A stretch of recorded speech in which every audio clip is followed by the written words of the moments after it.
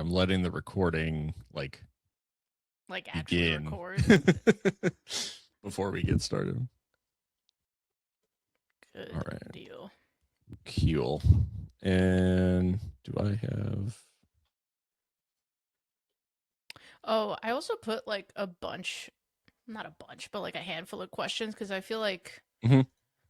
it's not like there's much tactically to break down on the the freaking game. No. So I don't know. I thought There's that might be there's fun. more like yeah. I think it is like it's more so like the frustration. Mm-hmm. So we can kind of just let the energy fuel us. Yeah, that makes sense. All right, cool.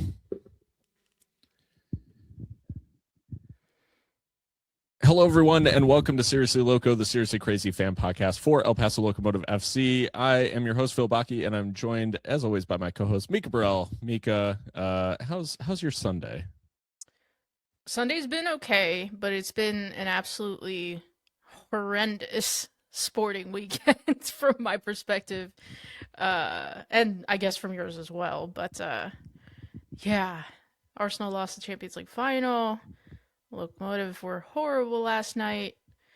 It's been a rough one, so I've been taking it easy today, trying to just recover from all of that. Protecting your peace. It was a fine weekend for me. My Rowdies took care of business against Louisville. So sorry for anyone watching on video, I'm making a bit of a joke here. Dom Casciato has Tampa Bay Rowdies absolutely flying, but that's not what this podcast is about, unfortunately. Right. I obviously we have a lot to talk about today. The thrashing down to 9 men at the hands of Lexington SC at Southwest University Park last night, the second such thrashing in about the last 30 days. The last being FC Tulsa. So we'll talk in depth about that and just all of the things surrounding Locomotive's form right now. We'll also we'll look ahead to what is going to be a pretty rough week. So we'll preview some of the upcoming matches, and we'll talk about some listener questions and comments and concerns and all of those things that we got, as well as part of the conversation around the loss last night to Lexington. But before we get to all that, Mika, I wanted to talk about the fact that we have launched a Substack and have transitioned, I guess, much of our like written stuff and trying to do some like content roundups and things like that to Substack. You've provided all of the written content so far this year. What can people find over on the Substack? Yeah, seriouslyloco.substack.com. All you need to do is just put that into your browser and subscribe with your email, and you'll get all of our content. It's free. If ever grows and we can justify doing some kind of paid tier, then we will. But it's just another outlet for us to share our thoughts and analysis about Locomotive. I also did recently a piece about kind of the El Paso flair to this U.S. men's national team World Cup roster. Yeah. Of course, with the Diego Luna being left out, that angle, as well as, of course, Alexander Hess and Ricardo Pepi making it. So that was my latest piece on there. Feel free to give it a read, give us a follow, give us a subscription, all the things. Hopefully, Phil, you'll be writing on there too, or what do you think? Yeah, it is my goal to get going, and in between like written pieces, we're also putting together a bit of a format so that there'll be kind of a roundup of what happened in the Locomotive match, any kind of trends that we're seeing, and our episodes will go kind of straight out to you. If you subscribe, it hits your email inbox, as well as if you're on Substack, the app or the website, you can find all of our stuff. So just an easy way to stay plugged in to all of the stuff we got going on. But wanted to plug that up top. And we're also still available on wherever you get your podcasts. Spotify video has given us a bit of an issue, and that means that we have a new feed in Spotify. So more to come. I'll post in the show notes of this episode how to find the new feed, because now that it's video, Spotify is being difficult. So if you do listen on Spotify, we are on there, and the Junior Gonzalez interview is also viewable on there in video.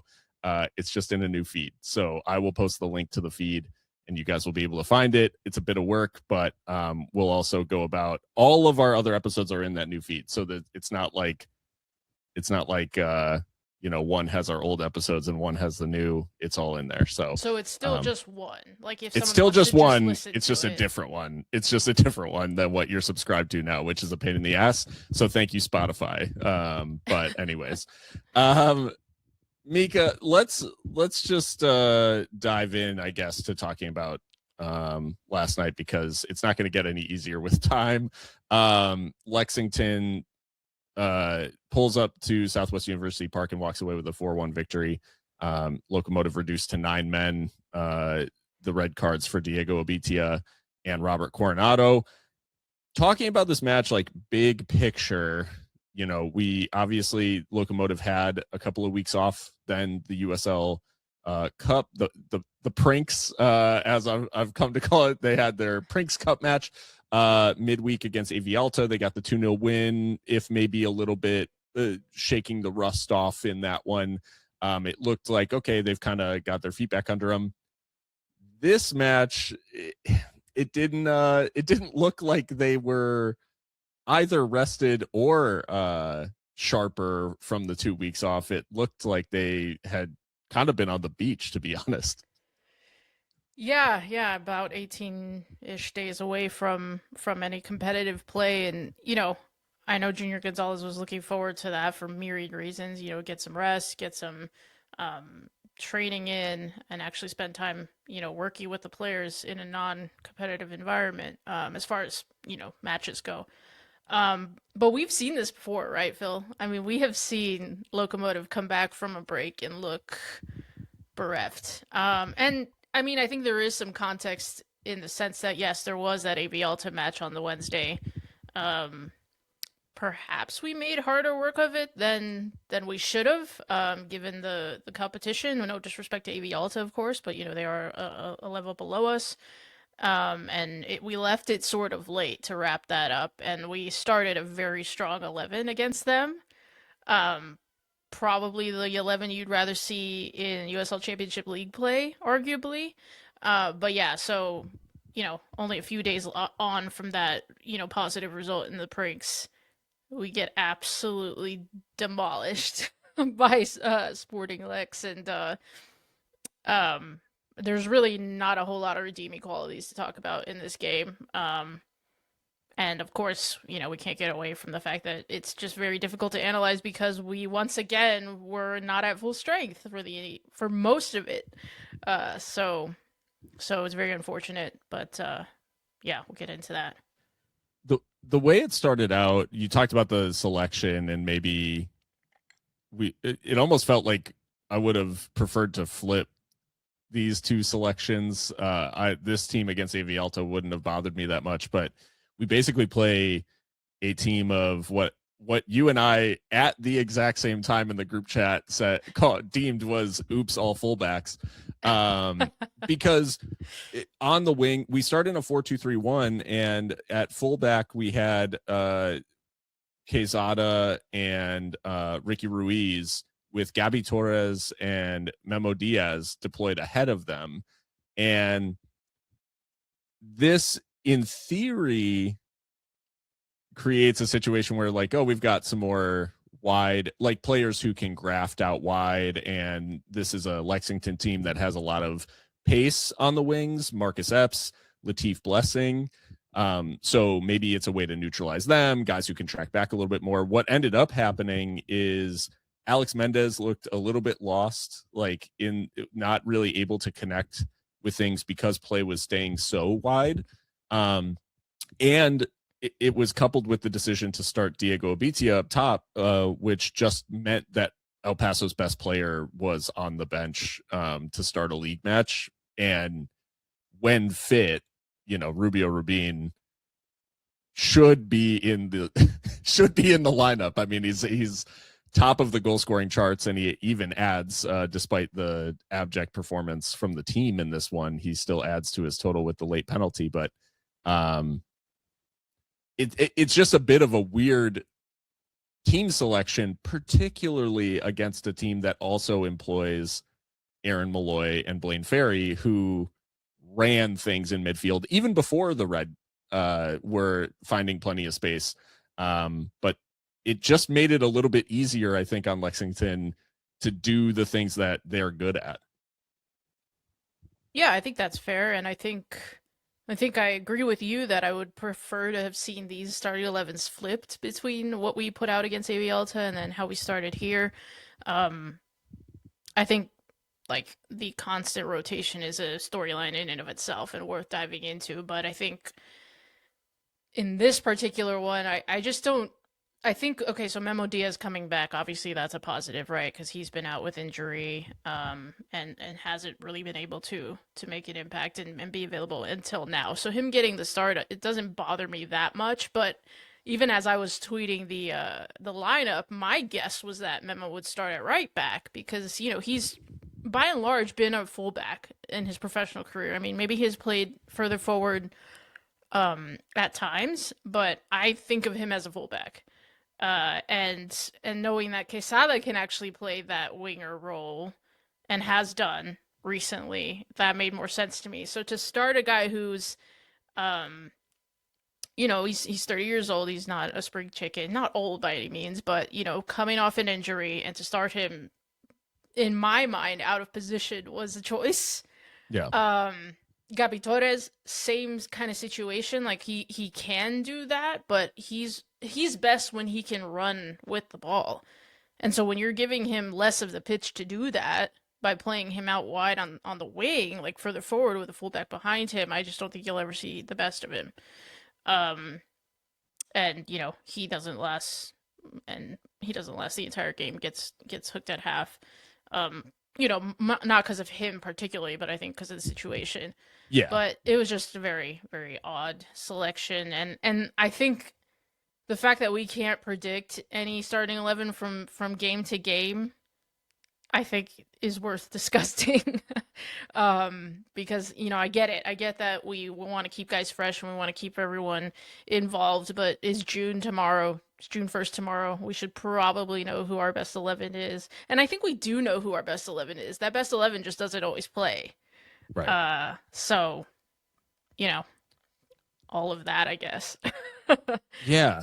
Yeah. It's a bit interesting. I mean, I think to your point about Gabi starting in that left wing position, it's like not on its face a crazy choice. I would say the memo thing, I know there was a lot of discussion during the game last night about the fact that Memo maybe is comfortable further forward, but even at Oakland at his very most productive, he played in a wing back role. Like he was not a winger. Yes, he played in a very attacking wing back role, but he still was not part of that front three for Oakland when I think he had something like 7 assists or something like that the year before he rejoined Locomotive. So he's had very productive seasons from that wing back spot.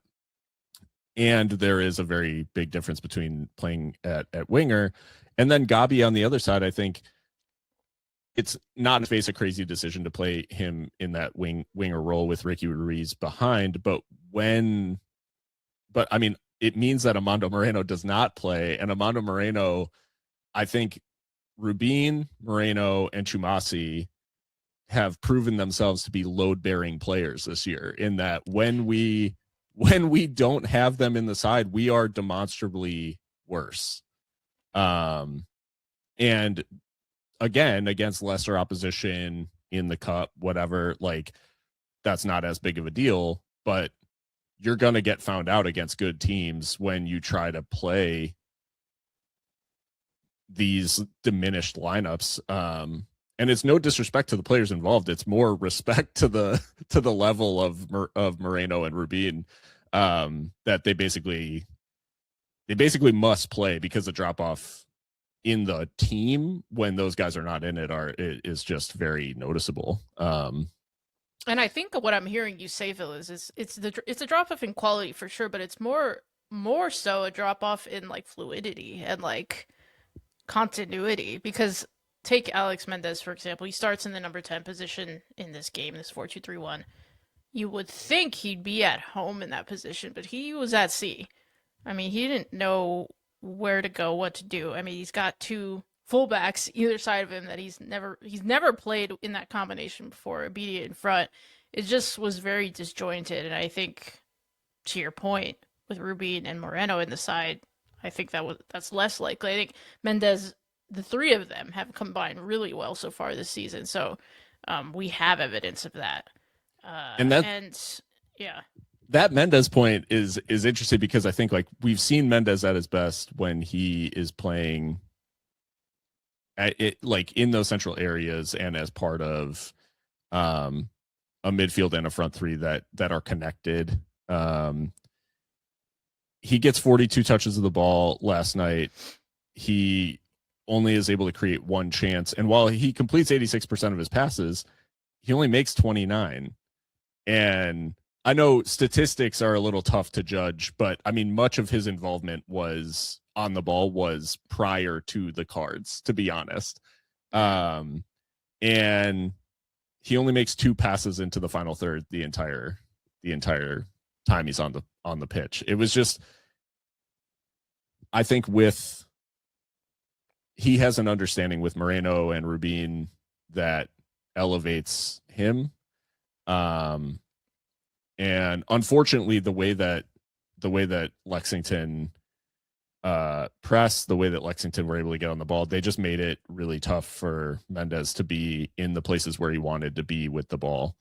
And then the red cards, obviously, don't assist in any of that. But I want to talk first about the Lexington's first goal because it comes before, like they score before the sending off. And the goal itself it ends up being a bit like Keystone Cops, unfortunately, in that it's like kind of it's two players who are trying to do two different things to help each other out, that it ends up being a calamity. So the initial ball in behind, it's kind of another situation where Locomotive find themselves opened up by just a pass into space in behind. A cross comes in, it's dealt with pretty much, and I believe it's Quezada who is shielding a Lexington player from reaching the ball, and it's at that point that essentially the decision for Moramora should be to just pounce on the ball and cover it up. I don't know if he thought it might be ruled a back pass or if he thought a Locomotive player had touched it or something like that, but he declines to do that. He opts to boot it, and he boots it right off of Quezada and into his own goal. And so it was like two players who just had different ideas of how to deal with that situation. And it unfortunately leads to the opener, which we've seen, now this last stretch for Locomotive. It's just been a bit tough in that they have given up so many opening goals, like they've conceded first, which has made it even tougher on them. But what did you make of this first goal and kind of the miscue between Moramora and Quezada here? yeah, I think that obviously it ends in the Quesada own goal. So if you didn't watch the game, you'd be like, okay, that was an individual error. But there's just like a litany of errors before that moment. We have seen this before, where the space between midfield and defense makes no sense, and Sporting took advantage of this ad nauseum. I think actually John Morrissey at USL Tactics had some clips about this, about how like they just kept getting into the space that we were giving them, because I think the system didn't help either. I mean, we've seen it with the 4-3-3 and the 4-2-3-1, but even more so with this 4-2-3-1, there was just no midfield to speak of, and like the space was so awkward that those two one-touch passes were enough to undo us and put us, let them have the overload. Um, And you know, to your point, someone does deal with the cross, and I think between Quesada and Moramura, like I think Quesada does the right thing in shielding because he's facing his own goal. So him trying to clear it in that situation would be very risky. Uh, Sebastian Moramura has to pounce on that and do better. At the same time, like, do I blame these players for having these like seeming brain farts? I don't know, because they're always chopping and changing. And like there's a lack of continuity and a lack of understanding, presumably, if you keep changing things so drastically from game to game, week to week. So I think it's a mistake by Moramura and a mistake in judgment. And I mean, this might be a separate point, but I think we're starting to see that like we don't have like a standout number one for a club that's, you know, we have a history of having really great goalkeepers. So right now I think we're in uncharted territory as far as the goalkeeping situation is concerned. But yeah, I just think that there's not a enough like fluency throughout the team because it's being changed so drastically from match to match. And I think when that happens, you get stuff like this, and you get stuff like the red cards, actually. Because again, I maintain that, and we'll get onto this, but I maintain that we're not a dirty team. I think we're being, uh, I don't even think it's unlucky. I think we're just like naive and like very reactive, and everyone who's coming in and coming out is trying to make an impression. Hopefully, that they can stay in the team week to week, and maybe that's influencing their decision making. So, but yeah, the opening goal is just not good enough from us. Yeah, I think to your point, it's like if Quezada and Moramura had more minutes playing together, then it becomes more obvious that Quezada in that situation is going to shield, and Moramura, the expectation is that Moramura is going to come collect that ball. And yeah, it just it feels disjointed because it is, right? Like that's the Right. like, yeah, it feels clunky because it is. And I think the players probably feel that way too. Where they're getting in each other's way, their like passing is not as fluid as it could be, because I mean, when has this 11 ever played? Like, I'd be shocked if this 11 has ever played together. I mean, it hasn't because No, it like definitely hasn't. never. Yeah. Oh, because So of Bitia. Yeah. and So Memo. basically, none of these players, like this 11, has simply never stepped on the field. The thing is that because of this result, it almost certainly won't again. But again, like that's not necessarily a good thing, because at what point, like, you either believe in it or you don't. And I mean, I'd be fine with him on the evidence of this not playing oops all fullbacks again, but at the same time, if we have to deploy this team, like if it's an expectation that we may deploy this team in the future, they had better start getting some minutes together, because it's got to work at some point. Yeah. So, anyways, I just think this was concerning because it kind of speaks to what we've been talking about in terms of them not being able to build any chemistry. And it goes from bad to worse with Diego Abitia's red card. This one, a little bit of the same flavor as Gabi Torres's against Tulsa, right? That was Tulsa. So it's just a reckless challenge in the middle of the park. There wasn't really any consequence to it. It wasn't to prevent some kind of like very dangerous counter.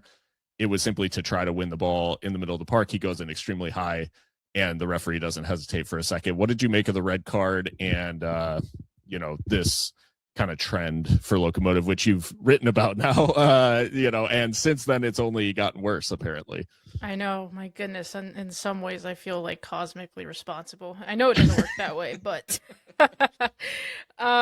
it's reckless from Diego Abitia. It's oddly in the same like area of the park, in the same kind of situation where a ball gets played hoping to stick to somebody in Locomotive Blue. And it's a duel, and he catches his opposite man high. He's kind of falling to the ground, I think. And he sticks his leg up high and gets, studs to the knee. And the referee is well placed, I think, and you giving the referee a decision to make, I think, unfortunately, yeah, he has to go for that. It's reckless. Again, I don't think we're a dirty team. I think he's just trying to win the ball. But again, when I not my philosophy, my theory is that players are trying to make the most out of the minutes they're getting because they are not sure when that might be again, and so they might be making decisions and trying to impact the game almost too much rather than playing on instinct and like chemistry and fluidity like we've been talking about. Because I can't think of another explanation for why we have this many red cards. Because I still don't buy that we're dirty. I think it's just there's just a lack of continuity, fluidity, all these things. And I know it sounds like a broken record at this point, but I think Diego Bidia, I think he's shown that he can definitely be that support behind Rubio Rubin when he needs to sit.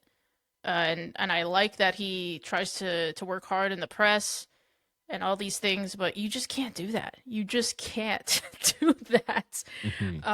And it's a shame because there's kind of an irony about this, right? Of like we were like rotating to like keep guys fresh, presumably, I don't know, or we're still trying to figure out what the best 11 is. I think we already know that, but in doing that, like we're messing with the chemistry and then guys are getting sent off. So it's like you're forcing your hand even more in a way because people just simply become unavailable to you through suspension.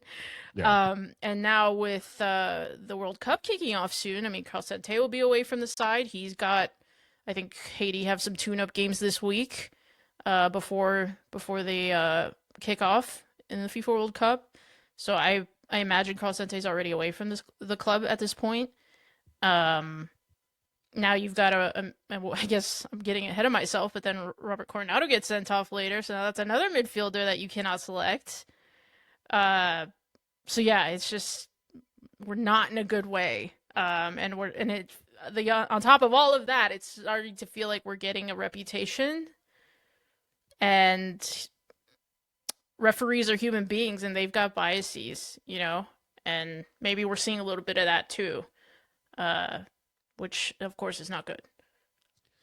Yeah, it is interesting. I think the fact that they're now commenting on the fact that we are getting a reputation. The thing for me, and I'll use the Carl Sante point as a bit of a jumping off point. The thing for me is if I'm Carl Sante, I don't know how I'm like how you watch this team week in and week out, be like, how am I not on the field? Like, I don't understand how he's not getting games. 100%. Especially against a team that plays a 2, and the 2 is Aaron Malloy and Blaine Ferry, who are a little bit more like they can graft at times, but Malloy is definitely an attacking force out of midfield. Having a Carl Sante to just say, hey, that guy, run around and follow that guy around for 90 minutes. Like, and make sure that he can't run the show. Instead, what happened, and obviously mitigating circumstance, the red card, whatever, he completes 91 of 99 passes. And basically, he should have had like probably a hat trick, at least of assists. But Lexington was like playing around a lot towards the end of the game, especially when they had a 2-man advantage, where this could have probably gotten a lot uglier. But I guess I just like, amidst all of this stuff, the decision making from in terms of the team selection, the decision making like from the players in moments on the field, like there's not that restraint or that kind of like, I don't know, overarching kind of principle that like what would keep Diego Bitia from raising his boot there, right? It's like a responsibility, a feeling that like there's no point in doing that. Like it's kind of brain dead. It's not going to lead to anything. It's not like it's not like the difference between a goal and not. It's the difference between a 50-50 challenge in the middle of the field. Like it's just not worth it.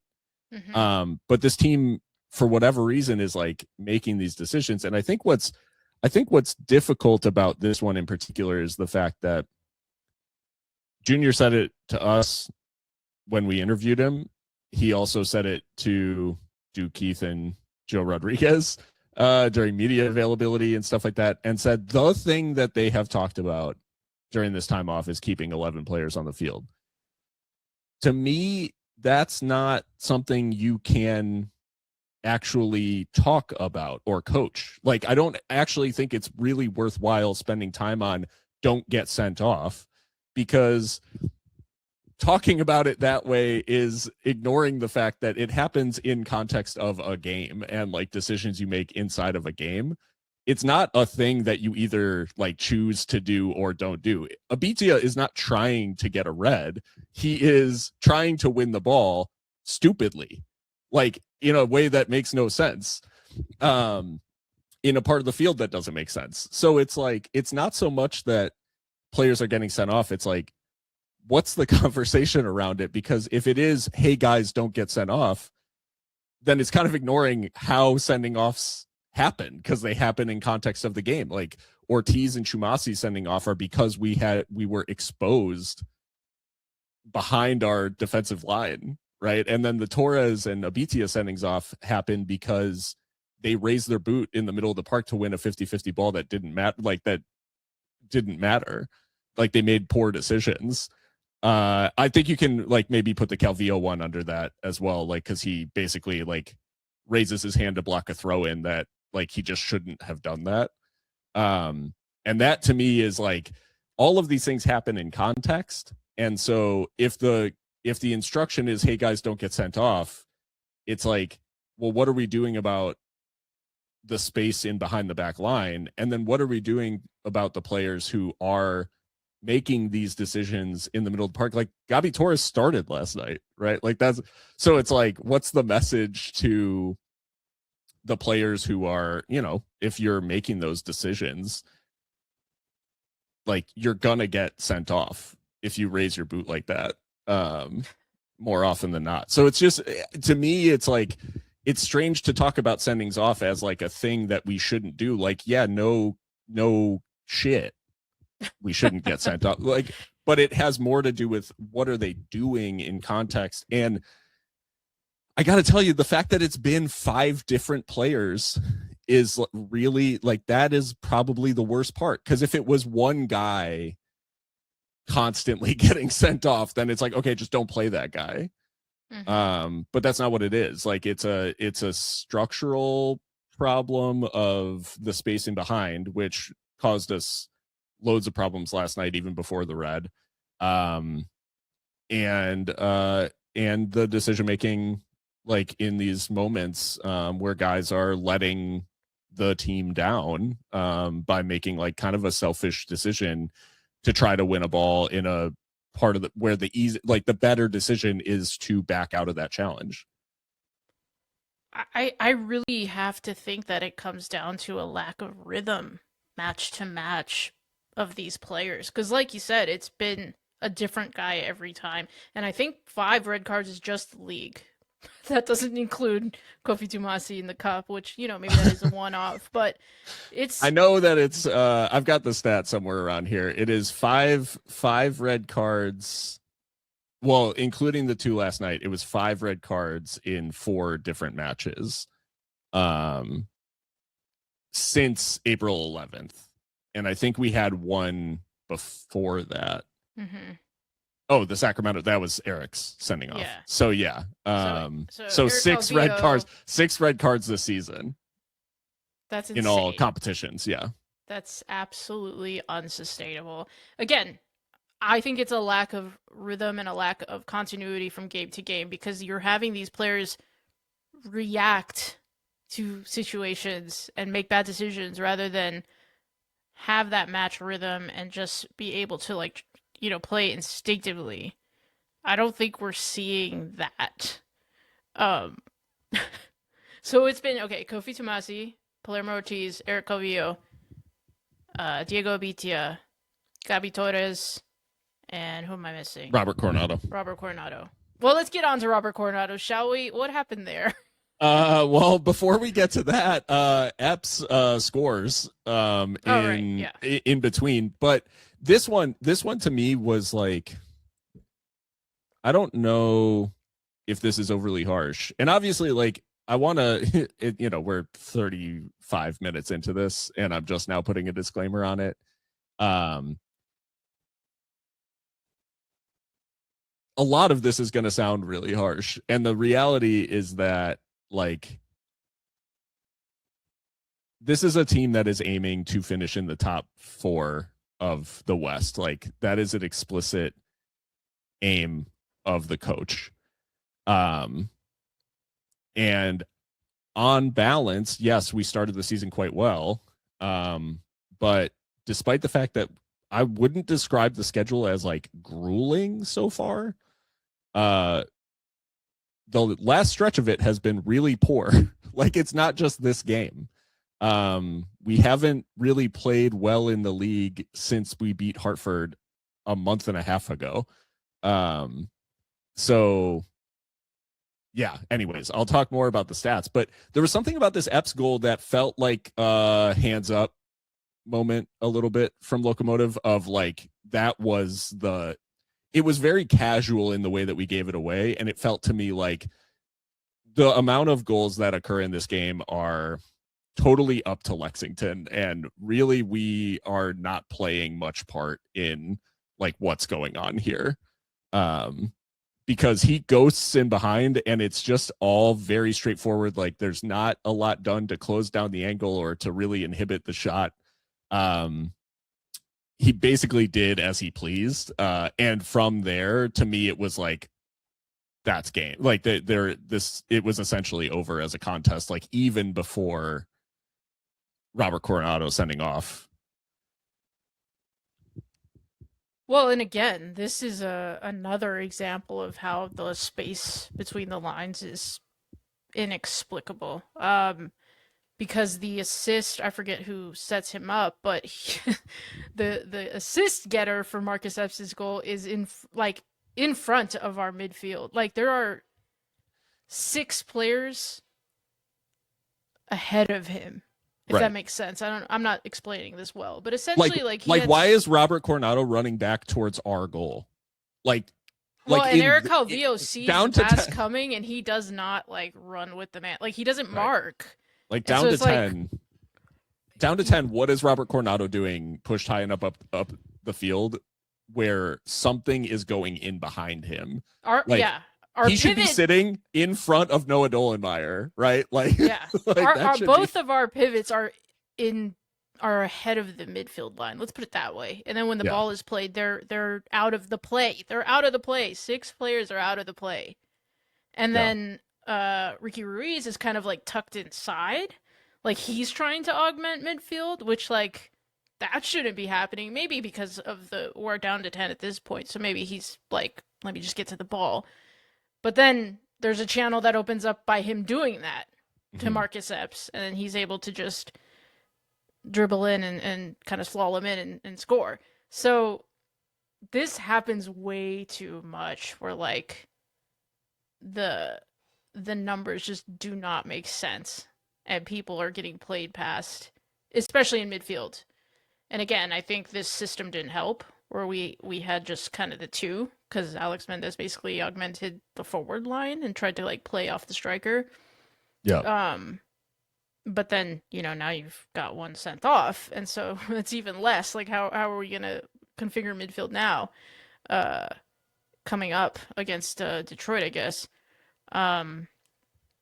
This just can't keep happening, right? Like, the spaces are crazy. I'm wondering who's supposed to be like coordinating this on the pitch. Like, is it Eric Calvillo because he wears the armband? I don't know. But like, someone has to be like trying to organize this side, and I don't see it. Yeah. I don't see who's doing that. And by the way, this is not exclusive to this poor run. Like, we've been doing this in games that we won as well. Yeah. So it's a concern. Well, and it's a bit odd because and I want to talk about this only because it's relevant in the sense that, I guess it ends up not being that relevant. But the way that we respond to Reds from a team setup perspective is a bit strange. And I think what was odd was the decision to bring on Rubio Rubin for Quezada. like shortly after it was about 5 minutes had gone by since the red. Hmm. Um, and yes, we don't have a focal point up top, and bringing off Quezada at that point kind of made no sense because, like, yes, you drop Memo Diaz back to right back, and then you basically try to go like, I don't know, they kind of try to go to like 4-4-1, which is, we've seen this in the past, but they end up not really playing a 4-4-1. I would have much rather liked to have seen, as much as I hate the idea of Alex Mendez coming off, I get the idea of needing Rubin as a focal point once a BT is sent off.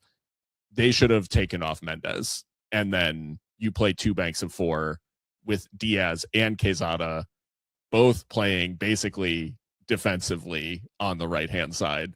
And then you have the outlet of Rubin.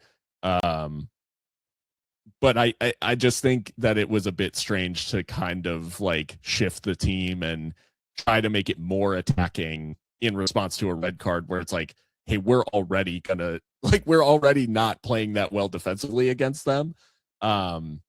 We probably just need to shut up shop and hope we can like steal a goal here, like win a penalty, score from a corner or something like that. Or maybe we hoof one up to Rubin and he scores. But the response was almost a little bit odd in that we started making attacking subs like after the game was already out of our control. And rather than try to make it harder on Lexington, we made it harder on ourselves, I think. I would agree that probably Alex Mendez made the most sense as kind of like a sacrificial sub, given the situation, because I And think rest him, like get him out of there. You know what I mean? Like right, because he's, I don't want to say he's a luxury player because that sounds almost derogatory, but I just don't think he's going to give you anything if you're trying to, or give you as much as a Sante, a Calvillo, a Coronado, whatever, from a defensive standpoint. Like he's someone that wants to grab the ball and play forward, play it into space, you know, get get free kicks, that kind of thing. And when you're already down, like it didn't make any sense. And the subs don't get any more sensical from there. So I mean, no. uh, The so Coronado the Coronado red. I guess we gotta just get there. But the Coronado red, weird for a couple of reasons. One, it happens off the ball. Two, it's essentially not captured by the cameras. And they I think, kind of got it. I shout out Duke Keith. He sent me a bit of a clip earlier, but it just wasn't very clear even from that, like what yeah, happened. yeah. So it was a little bit like found footage of trying to see like what happened with the red card. Um this one is tough because one, it's like shocking. Two, we're still completely under the cosh. Like we are not playing well. They have us completely pinned. They're up 2 goals. It's like looking like it'll get uglier before it gets better. And now it just goes from kind of like, it goes from this is a really bad night at the office to like now it's just a farce. It's a farce. Yeah, exactly. Yeah, I mean, it seems like from what we can tell, I think maybe Blaine Ferry maybe said something, chirped something, to Robert Coronado, and he pushes him. It's off the ball. He pushes him. I want to say Robert Coronado pushes him in the back, but Blaine Ferry makes a motion like he was pushed in the back of the head.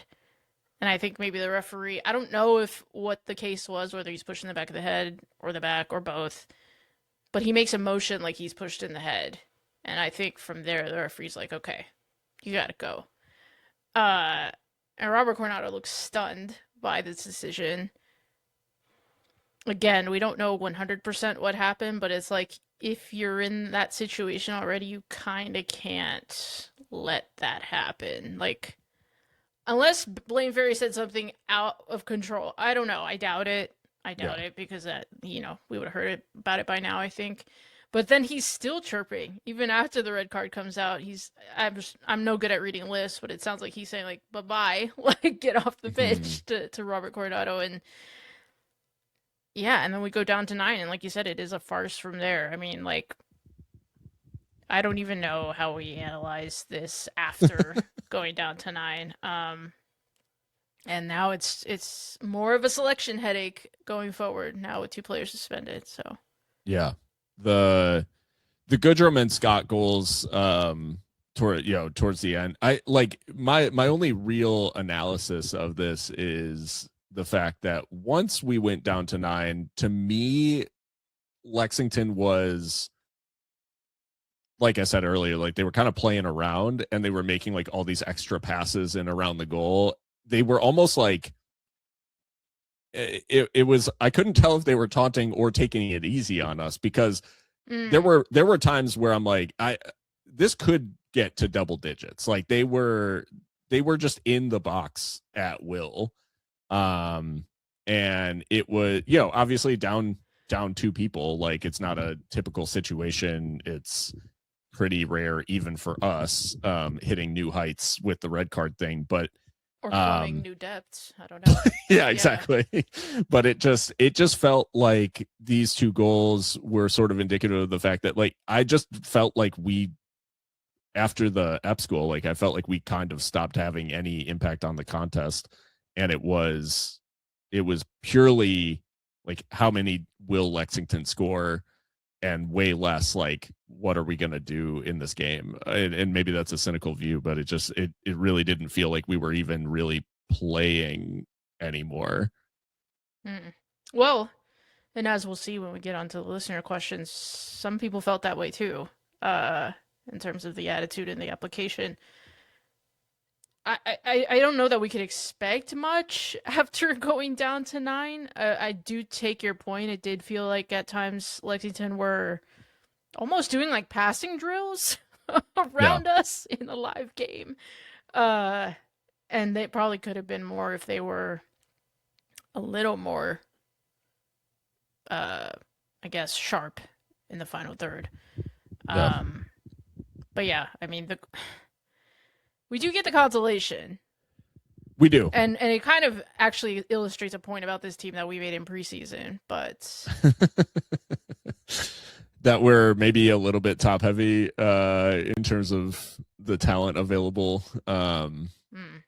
Yeah, Rubio Rubin, Amano Moreno. But yeah, Rubin ends up winning the pen and scoring the pen, I think. Did he win the pen? I thought Eric Calvillo got stepped on. Oh, it was Eric. Yeah. Yes, thank you for the correction. Yeah, so anyways, Eric, and it's a quite clear foul. It's like extremely clumsy from Lexington, I thought. But and Rubin dispatches it well, but it obviously didn't do anything to silence kind of the groans at full time around Southwest University Park.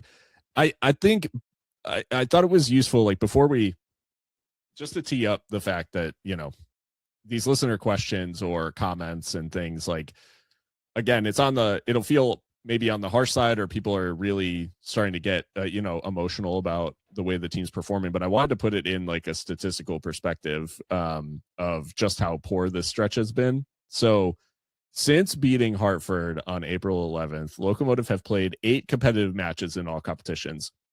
They've won 2, both in the USL Cup, drawn 1, which was the derby, the 2-2 draw against New Mexico United, and lost 5. They've had 5 red cards in that time across 4 different matches, and they've scored 12 goals in those 8 games, which, not a terrible return, but conceded 20. And it is not, it does not make for good reading statistically. And certainly people are starting to feel kind of how much the team has regressed since that really, really strong start. Yeah. And just going back briefly to Rubin's penalty, I mean, he ends the night top of the scoring charts in USL Championship. El Paso Locomotive are still the most offensively potent team in USL Championship in terms of goals per game. So when you consider that with the stat line that you just gave us, it's very odd. How can that be, right? And I think we've kind of come to the conclusion that it's structural, and that the personnel are being managed in a way that's very strange. We've to put an even finer point on that, we have scored the most goals of any team in the division, 21. Next closest is Tampa Bay with 19. But we have also conceded the second most goals in the division. The only team who has conceded more goals than Locomotive is Sporting Jacks, who are like league. And abject, like really bad. They are bottom of the East, so they have 24. We've conceded 20. No other team in the league, even Monterey Bay, has not conceded 20 goals. So, which again, a lot of that concession is from being down a man. Totally. So it's not because our defense is like horrendously shocking.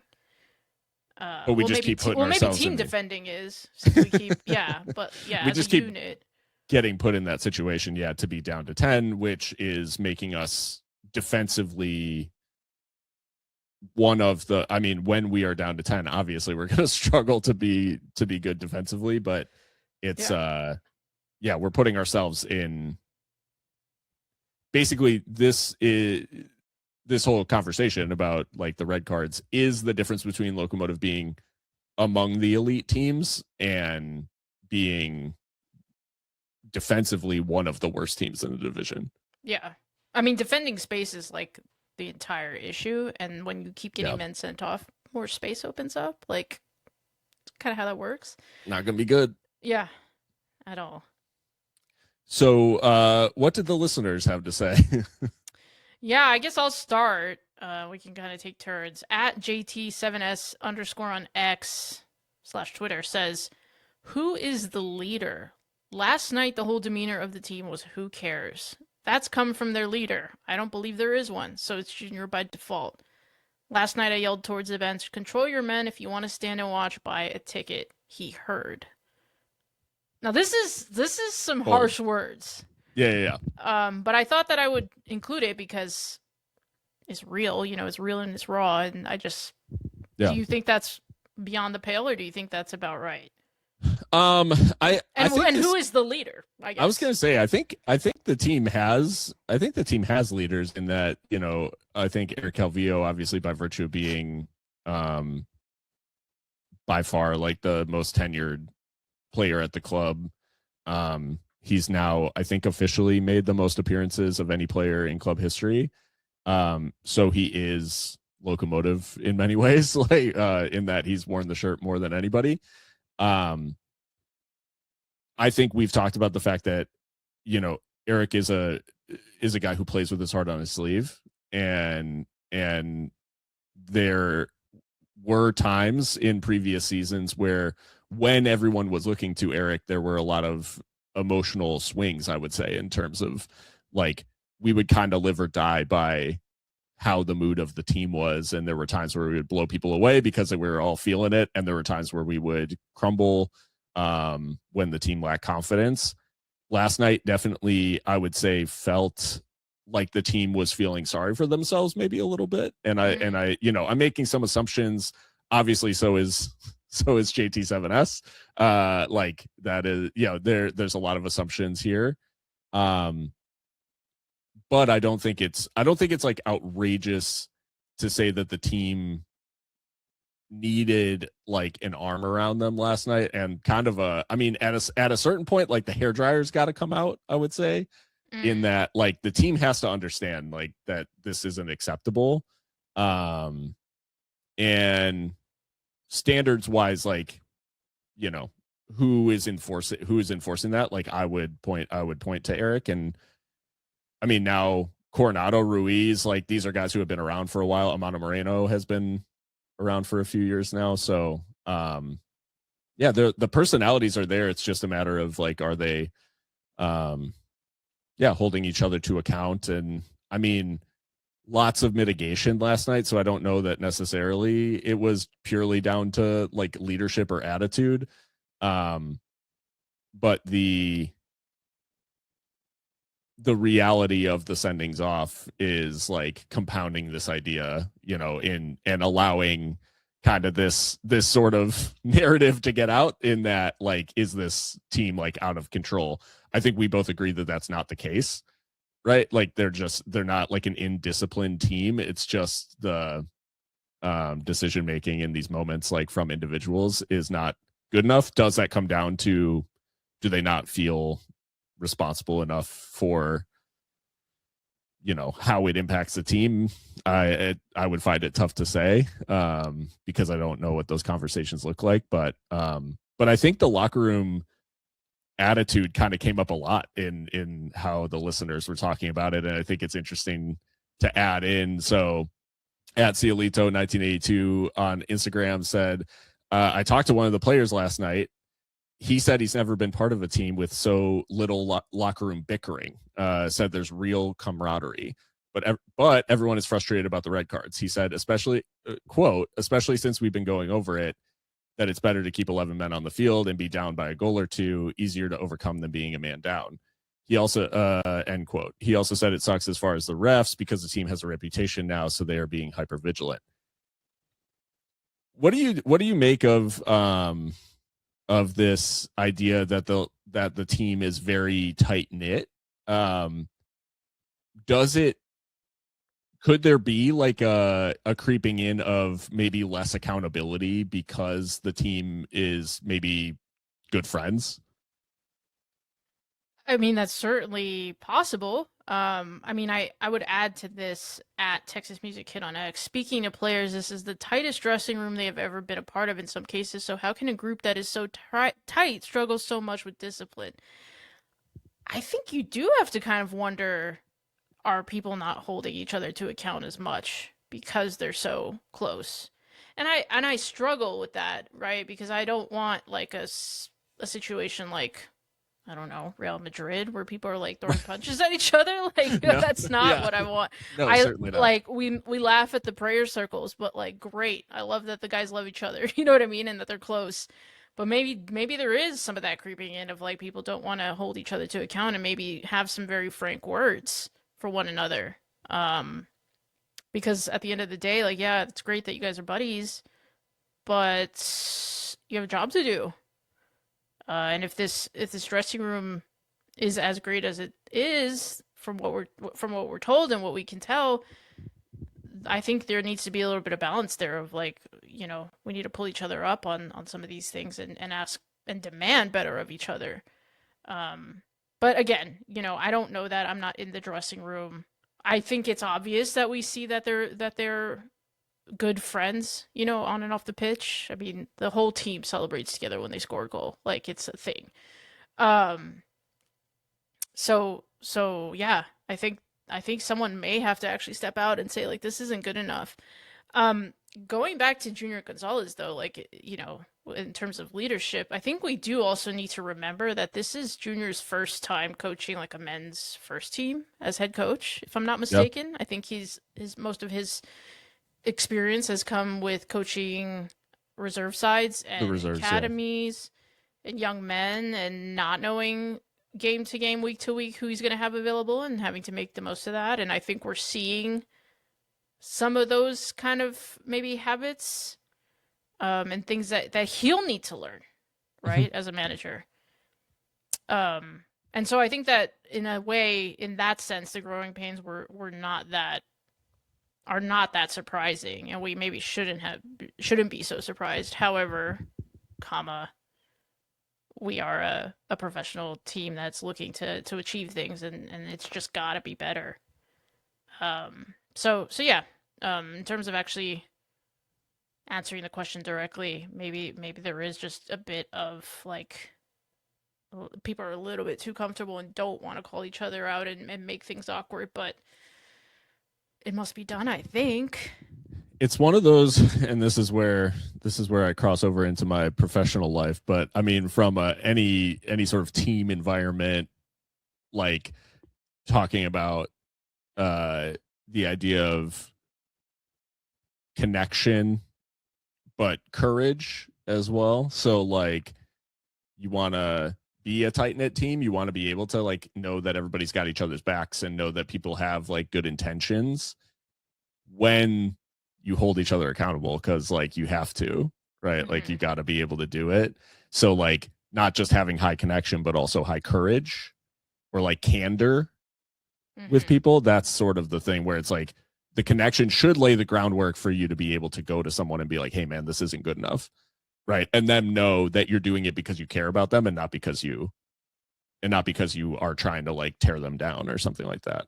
Mm-hmm. And this is where like they've got to start, whatever the case is right now, the team has to leverage their connection into holding more people accountable, because it's quite clear that there's just like whether it's earned or not, deserved or not, deliberate or not, any of this sort of stuff, like the team has a discipline problem from a numbers perspective. Like you can't have this many red cards and not have some kind of discipline problem. So they just have to get a handle on it. And I think it's people will have to feel responsible for not getting red cards because they're managing how they're playing the game better. Absolutely. Yeah.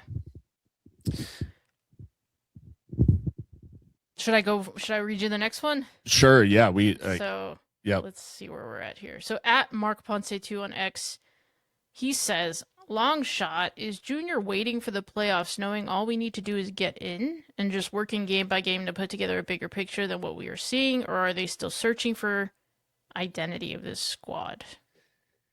I mean, if there ever was a year to do it, I guess the last 2 years really have been kind of shocking, like in terms of the West has been kind of brutal, like the last 2 years. Us finishing fourth last year was nuts because we were not a very good squad, just to be quite blunt about it. Mm-hmm. And that showed in the playoff game where we put together one of like the worst home performances in a playoff game ever. I don't think he's waiting like consciously for the playoffs of like, I don't need to, he said as much to us that he is trying to finish in the top 4 because he wants to take a step from where they were last year. Like he wouldn't consider it progress if they don't literally progress from where they finished last year. So I don't think he's waiting for the playoffs. I think he has a bit of a luxury in that I don't think like the West is not getting it together enough for there to be, well, really the entire USL championship is really not getting it together. Like there's really one good team in the entire league and they play in Tampa Bay and their manager is Dom Casciato. So like, that's I think that's a benefit, is that he's got plenty of time to figure it out.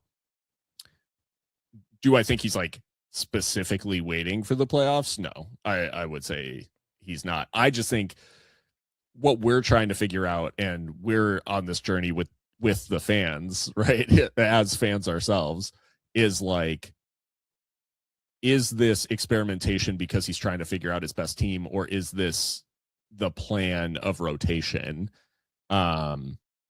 Because he, on the evidence of last night, he has to find out a better rotation plan. Like if this is how he's going to rotate the squad, because we can't afford to have nights like that in the league every month. Like we won't finish in the top 4 if we get battered 4-1 once a month at home, because it means that probably the other games are not going that well either. So we've got to, if this is the rotation plan, I think he's just got to figure out a better way of managing it. If he's still trying to figure out his best 11, I think it's safe to say that the one last night is not among them, unfortunately. All right, and this brings us to kind of the last comment that we had at NL Brown 2005 on Instagram. Asked, is this getting to 2024 Claire Hout catastrophe level yet?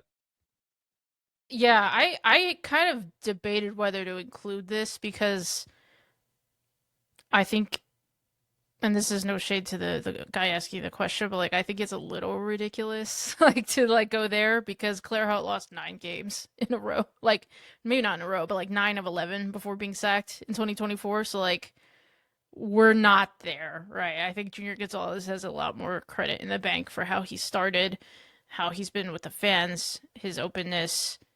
You know, he's I don't think that's a fair comparison, but I thought I would include it anyway, just to take the pulse. But I mean, feel free to push back on that, Phil. I just no. The numbers don't bear that out, and the vibes don't either, I don't think. No. I mean, we have to. I think it's one of those where so over the last 8 games, we have 2 wins. It's not great, but Clarehout lost nine of his first 12 and won 0 of those in 2024. Like Mm-hmm. Zero wins in 12, and that's not counting. There was no USL Cup at that time, so it was just Open Cup and League. Right. 12 competitive matches with 0 wins to open the season. Like that is a whole different level. Like there was no sign, like there was no light at the end of the tunnel. There was no, like, it was horrible, Yeah. horrible. I mean, And again, and it the and it only made, time that a coach has been sacked mid-season by Locomotive, I think, right? yeah, Yeah. So, yeah, it really got, yeah, it got ugly. It was, yeah. So there are levels. Like as much as we want them to arrest this poor form, we've seen like what this team can do, and on their day, they are they are one of the best teams in USL. I really believe that. It's just a matter of like how do you sustain that level over the whole season, and unfortunately, what we've done between like the players available and the rotation and all this other stuff over the last 8 games has not been very good. Um, we haven't coped, but part of it is down to this wild card of the red cards, mm. literally, right? So no, we're a long way away from that level of catastrophe, but so I think you're right, but Yeah. yeah. um well, I guess the good news for Locomotive is that they don't have to wait 2.5 weeks to put things right. The problem is that next weekend they take a trip to Colorado Springs in the Cup, in the Prinks. So it'll be another USL Cup match. But this opens a week of games every 3 days, or 4, I guess. But June 6th, away at Colorado, obviously a very tough place to go. Colorado Springs, 1 loss in their last 11 matches in all competitions. A lot of draws in there, don't get me wrong, but they Mm. have been a very tough team to beat. Then on the 10th, Detroit away. Keyworth has been literally a fortress this season. Detroit is 5 wins for 5 at Keyworth. They've only allowed 2 goals. And they are not good on the road, but going to Detroit is literally it's literally the worst place in the league to play right now, aside from probably Al Lang. And we've never So beaten Detroit, by the way. So, no, I think we drew them in the league the first time we played at Keyworth. But that's probably the best result we have against them, or maybe we've drawn them a lot. I don't know, but they beat us, I think, pretty bad at home, if I remember right. mm-hmm. So yeah, they have 5 wins for 5 at Keyworth, only allowed 2 goals. And then the following Saturday, the 13th, we have Phoenix at home in El Paso. Phoenix's last loss in the league to a team not named Tampa Bay was on April 4th.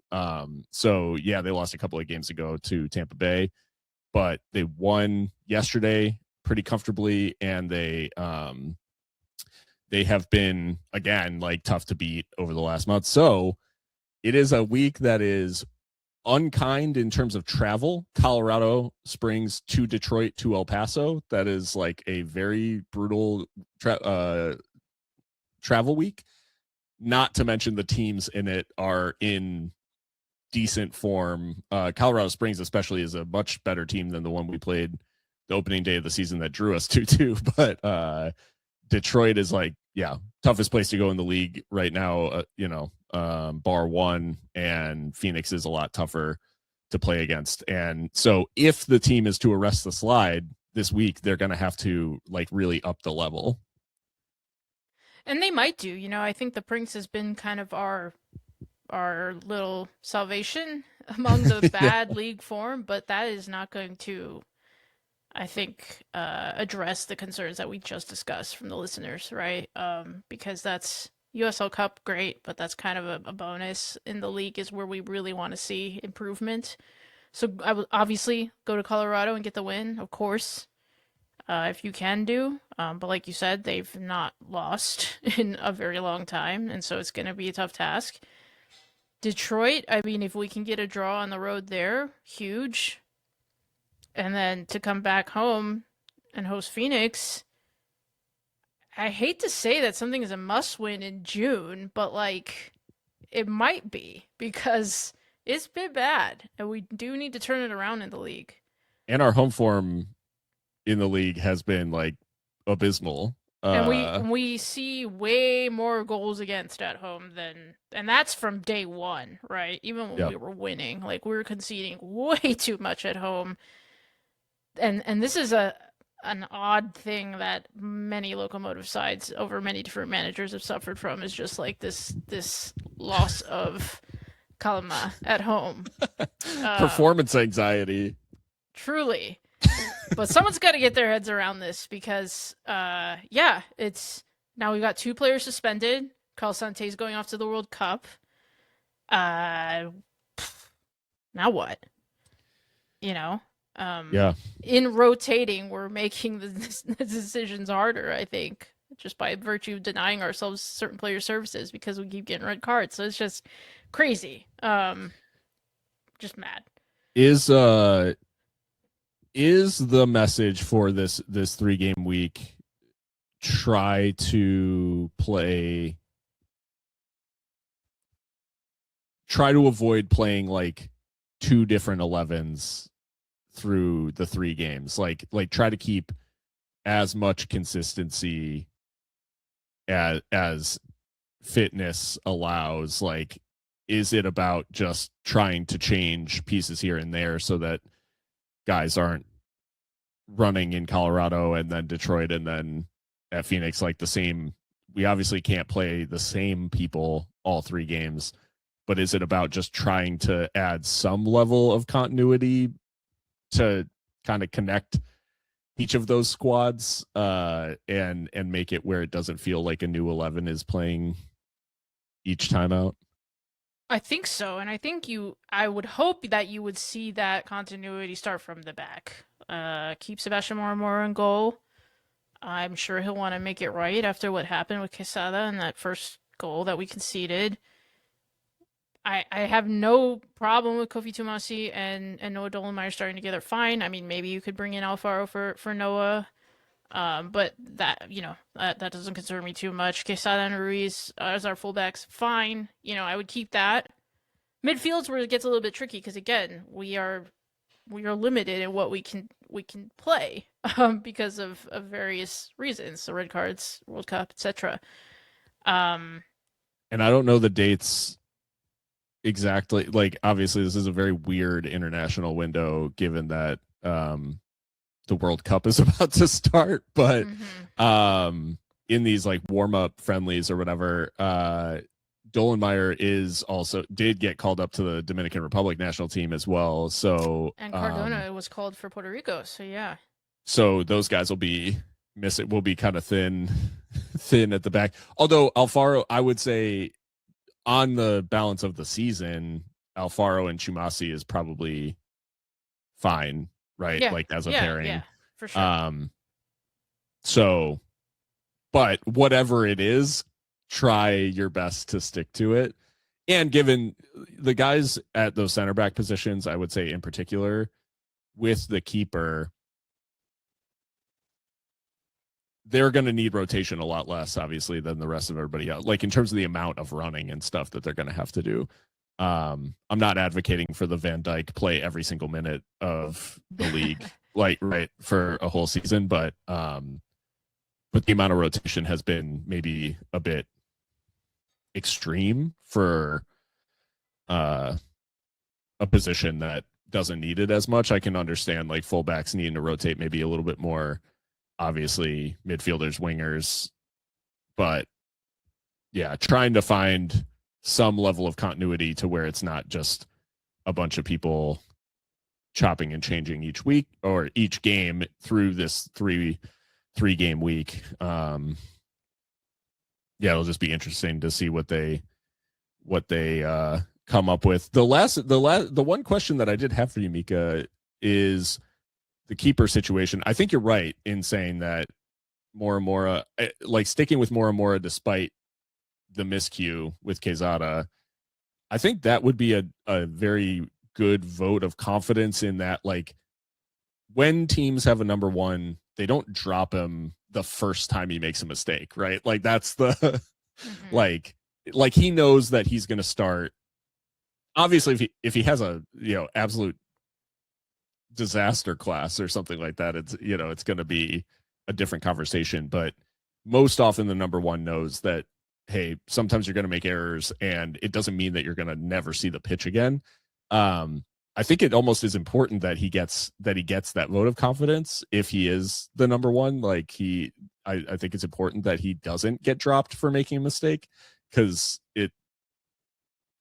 there's a level of like fear there that I think is not good, and like they need the confidence. That being said, would you want to see Locomotive? You mentioned some of the struggles and maybe this battle between Romero and Moramora. Would you want to see Locomotive like dip their toes into, say, the loan market or something like that, and see if they couldn't go grab someone who is indisputably a number one, like a Jamali Waite-esque figure who could be that like true number one without any argument? I mean, I'm never opposed to opportunities arising in the market, and if we can make this team better, of course you do it. I think that we do, in the meantime, whether we do that or not, we do need to commit to one of these players, just to give the entire team some kind of continuity. I don't think chopping and changing the goalkeeper throughout the season is any kind of recipe for success. And I think Junior Gonzalez knows that, because he told us when we interviewed him that he was very close to making a decision. So he knows that that's a decision that needs to be made. So I'd be very disappointed if Mora doesn't start in Colorado. Because I just think that that's the way to go. Because his mistakes have not been with like shot stopping or like the basics. They've been mistakes that I tend to think are because he's not playing week in, week out. Yeah. So, yeah, of course, if we can get somebody in, great. But I think in the meantime, like, give the number one shirt to him and see what happens, and allow him to build that chemistry and that continuity with the back line. Well, it'll be interesting to see how Locomotive handles it. It's going to be a brutal week. We'll obviously talk, I would say, at the end of it, probably, given that it's going to be, the games will be coming thick and fast. But it starts all again next Saturday in the Cup against Colorado Springs. So Locomotive do have a chance to put it right and to keep their perfect record in the Prinks going, because it does, if they can advance from the group stage, which is essentially, it's the top team advances, and then some of the second place teams, I think, advance. But the best way to make it through is to basically win every game. Right. They're putting themselves in a quite strong position where other teams will start to kind of write it off. So decent shot at silverware if you can make it to the knockouts. Whether I personally assign a little less importance to it now that it's not the Jägermeister, but but I think a nice chance for the team to set things right and hopefully get back to winning ways. I guess any other tidbits, Mika, before we sign off? No, I just think that we have to like be serious. Like, from top to bottom, like we need to just find a formula and stick to it. Less of the loco, more of the seriously. That part. That part. This is a good team. I mean, it is. Even before we got was it Oakland where we were like playing some amazing stuff, scored the first goal, and then like it went terribly wrong. Yeah. That's the team that we know is there, Yep. right? And they just can't express themselves to their full potential because they're not 11 men on the pitch. Yep. So give a group of these guys like consecutive games, and let's just see what happens, and see if we can get back on track. Because it made sense to chop and change in the early part of the season when everyone's trying to impress and you want to see who works in what positions and what scenarios and what matches. But at some point, I think you do have to like commit a little bit to that first 11, if you will. So yeah, that's just my layperson's opinion, though. Yeah, I do trust them to eventually get it right. I think now the responsibility is on the players to execute, and on Junior to make sure that they're being put in the position to not face these, I guess, situations. Although the Lexington one may be a bit more avoidable than some others, but yeah. But like you said, I mean, we've seen the level of quality that this team has when they're firing, and now it's on them to make sure that is the team that is showing up and is able to show up because they've got everybody on the field, and less of the